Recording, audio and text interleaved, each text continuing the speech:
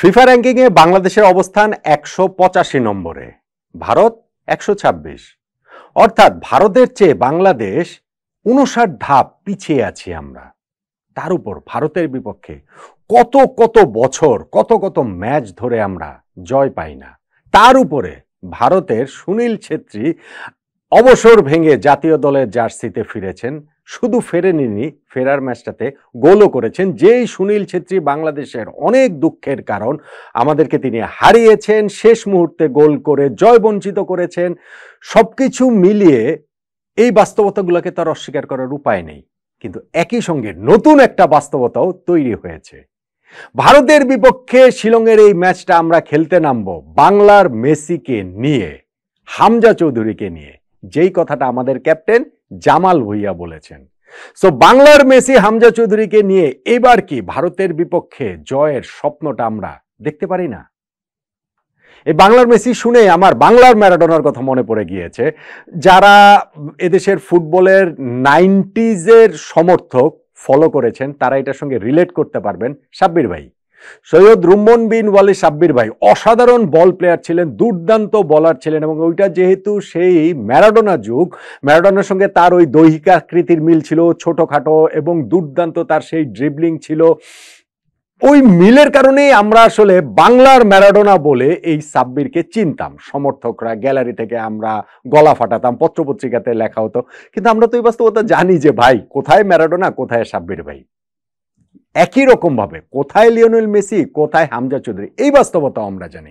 কিন্তু জামাল যেই কথাটা বলেছেন সেটা হচ্ছে গিয়ে যে আর্জেন্টিনার ফুটবলের জন্য, মানে ওটার ইন্টারপ্রিটেশনটা, আর্জেন্টিনার ফুটবলের জন্য মেসির যে এরকম একটা ইম্প্যাক্ট, এইবার হামজা চৌধুরী যে বাংলাদেশে এসেছেন, হামজার ইম্প্যাক্টটা ঠিক ওই রকমই হবে। প্রত্যেকটা দেশের বাস্তবতা আলাদা। আর্জেন্টিনার বাস্তবতা হচ্ছে গিয়ে বিশ্বকাপ জিততে হবে, আর বাংলাদেশ ফুটবলের বাস্তবতা হচ্ছে গিয়ে ফুটবলটাকে পুনর্জাগরিত করতে হবে। এবং সেই জায়গাটাতে হামজা চৌধুরী আসার পর তাকে নিয়ে যেই শোরগোল, যেই উচ্ছ্বাস, যেই উন্মাদনা, সবাই মিলে যেই রকম ভাবে এত এত দিন পরে, এত এত বছর পরে আবার সেই পুরোপুরি ফুটবলমুখী হয়েছে।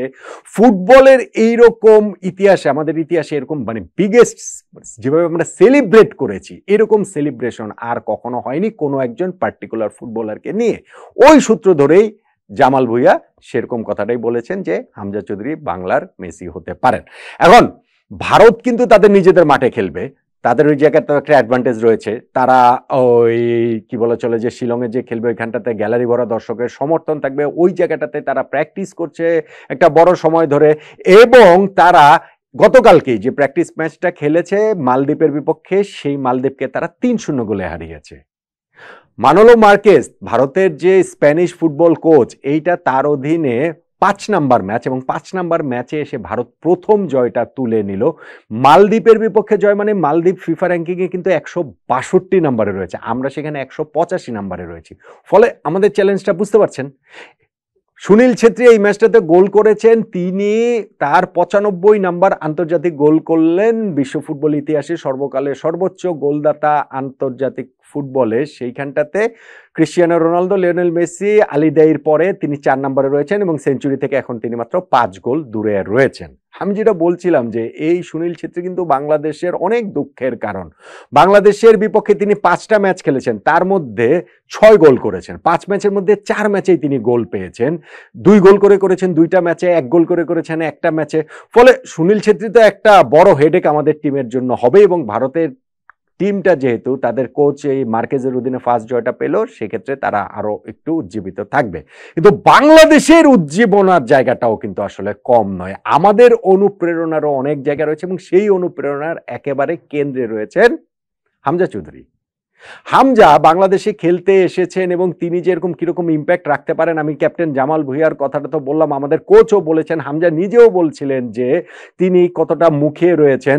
জামাল ভুঁইয়া যেরকম বলছিলেন যে হামজা যখন তিনি ম্যাচটা খেলতে নামবেন, যখন ওই যে ন্যাশনাল অ্যান্থেমটা বেজে উঠবে, জাতীয় সঙ্গীত, তখন তিনি একটা গুজবাম্প ফিল করবেন, একেবারে শিহরিত হয়ে যাবেন, যেটা অনুভূতি তারও হয়েছিল ১৩-১২ বছর আগে। ইনফ্যাক্ট ২০১৩ সালে হামজার এই যে পূর্বসূরি আমরা বলতে পারি, জামাল ভুঁইয়া বাংলাদেশে তিনি খেলতে এসেছিলেন ডেনমার্ক থেকে, তারই পথ ধরে কিন্তু আজকের এই হামজা চৌধুরী। এবং ডেফিনেটলি ভারতের বিপক্ষে ওই ম্যাচে গুজবাম্প তো তার হবেই। ন্যাশনাল টিমকে রিপ্রেজেন্ট করার চেয়ে বড় প্রাইডের জায়গা আর কিসের রয়েছে। সো এই জায়গাটাতে হামজা নিঃসন্দেহে নিজের সেরাটা ঢেলে দিতে চাইবেন এবং তিনি বলছিলেন যে প্রেস কনফারেন্সটা যে হলো সেইখানটাতে প্রশ্ন এসেছিল যে ইংল্যান্ডের হয়ে যদি খেলার সুযোগ থাকতো তাহলে কি বাংলাদেশের এইটা বাংলাদেশের হয়ে তিনি আসতেন কিনা।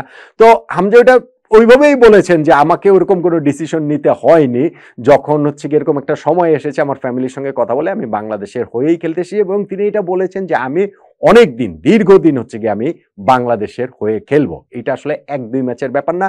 একই সঙ্গে আমাদের টিম আমাদের কোচের সঙ্গে যে তার কথাবার্তা হয়েছে হাবিয়ার ক্যাবরেরার সঙ্গে এবং বাংলাদেশ টিমের যে ট্যাকটিক্যাল যে জায়গাগুলো কোচ তাকে অনেক অনেক ক্লিপিংস দেখিয়েছেন। সো সেই সব কিছু মিলিয়ে হামজা ইমপ্রেসড এবং তারপর হচ্ছে গিয়ে গতকালকে সন্ধ্যায় কিন্তু বাংলাদেশ টিমের সঙ্গে তিনি প্রথম যে ট্রেনিং সেশনটা করেছেন, প্রথম টিমের অন্যান্যদের সঙ্গে সেই বোঝাপড়ার ব্যাপার রয়েছে, সেই সব কিছু মিলিয়ে আমরা আমাদের টিমটা তো এই যে আজকেই তো হচ্ছে গিয়ে ভারতে চলে যাচ্ছে। তো সেইখানটা থেকে আমরা হচ্ছে গিয়ে উইকেন্ডে একটা ভালো রেজাল্ট নিঃসন্দেহে আশা করতে পারি। দেখুন, আমি বারবার একটা জায়গাতে সবাইকে একটু সতর্ক করছি, সতর্কই আমি বলবো, সংবিধিবদ্ধ সতর্কীকরণের মতো। হামজার ফুটবলে পজিশনটা আমাদের আসলে খেয়াল রাখতে হবে। তিনি মূলত হচ্ছে গিয়ে ডিফেন্সিভ মিডফিল্ডে খেলেন এবং কোচ কালকে বলেছেন যে তিনি মিডফিল্ডে খেলবেন, কোনো একটা মানে পার্টিকুলার ওরকম পজিশন না বলে মিডফিল্ডে আসলে বলছেন, অ্যাটাকিং মিডফিল্ডার হিসেবে খেলবেন না, ডিফেন্সিভ মিডফিল্ডার নাকি বক্স টু বক্স মিডফিল্ডার সেরকম কিছু তিনি বলেননি, মিডফিল্ডারে শুধুমাত্র বলেছেন।